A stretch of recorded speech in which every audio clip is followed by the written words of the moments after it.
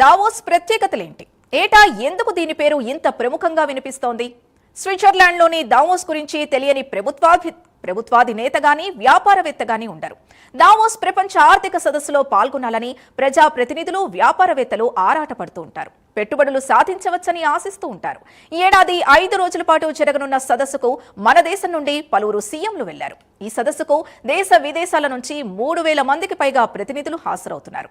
America అధ్యక్షుడు Trump, Ukraine అధ్యక్షుడు Zelensky నుంచి అనేక దేశాల కీలక నేతలు ఇందులో ఉన్నారు.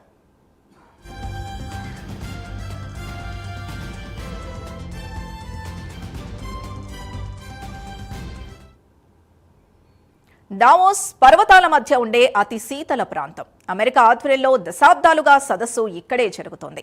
19వ శతాబ్దంలో ఆరోగ్య పర్యాటకానికి వేదికగా నిలిచిన స్కీయింగ్ రిసార్ట్ పట్టణం ఇప్పుడు ప్రపంచ నేతల ఆర్థిక చర్యలకు ఆతిథ్యం ఇస్తోంది.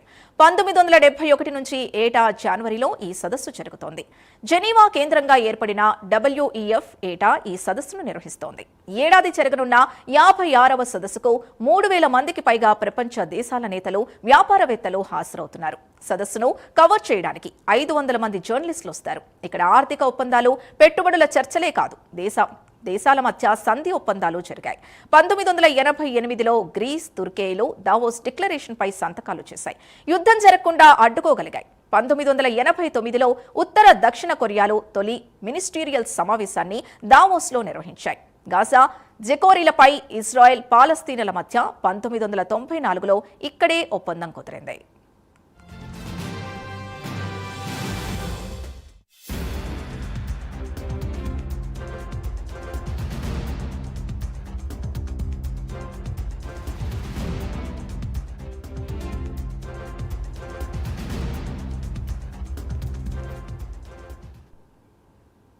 ప్రపంచ ఆర్థిక వేదిక సదస్సు ఒకే ఒక్కసారి దావోస్ బయట జరిగింది.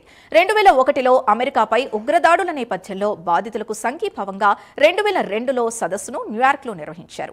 కరోనా కారణంగా 2021లో సదస్సును వర్చువల్ గా నిర్వహించారు. 2022లో సదస్సు మే నెలకు వాయిదా పడింది. అయితే ఒకేసారి ఇన్ని వేల మంది అతిథులు రావడంతో దావోస్ చుట్టుపక్కల ప్రాంతాలన్నీ ఈ 5 రోజులు కిక్కిరిసిపోతాయి. అతిరథ మహారథులు హాజరవుతున్న దావోస్ సదస్సుకు 5000 మంది సాయుధ బలగాలతో గట్టి భద్రతనే ఏర్పాటు చేశారు. స్నైపర్లను నియమించారు. ఏఐతో పనిచేసే డ్రోన్లను వినియోగిస్తున్నారు.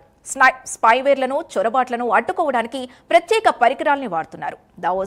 దావోస్ సదస్సు భద్రత కోసం స్విట్జర్లాండ్ ప్రభుత్వం 101.67 కోట్లు ఖర్చు పెడుతోంది. దావోస్ సదస్సులో పాల్గొనేందుకు భారత్ నుంచి భారీగానే ప్రతినిధులు హాజరవుతున్నారు. కేంద్ర మంత్రులు అశ్విని వైష్ణవ్, శివరాజ్ సింగ్ చౌహాన్, ప్రహ్లాద్ జోషి, కె రామ్మోహన్ నాయుడు, ముఖ్యమంత్రులు చంద్రబాబు నాయుడు, రేవంత్ రెడ్డి, దేవేంద్ర ఫడ్నవీస్, హిమంత బిశ్వశర్మ, మోహన్ యాదవ్, హేమంత్ సోరెన్ వెళ్తున్నారు. 100 మంది అత్యున్నత స్థాయి సీఈఓలు హాజరవుతున్నారు. వ్యాపార ప్రముఖుల్లో ముఖేష్ అంబానీ, ఎన్ చంద్రశేఖరన్, సంజీవ్ బజాజ్, హరియస్ భారతీయ, సుదర్శన్ వేణు, అనీష్ షా, అమితాబ్ చౌదరి, నిఖిల్ కామత్, సునీల్ భారతీ మిత్తల్, నందన్ నీలేఖని తదితరులు ఉన్నారు.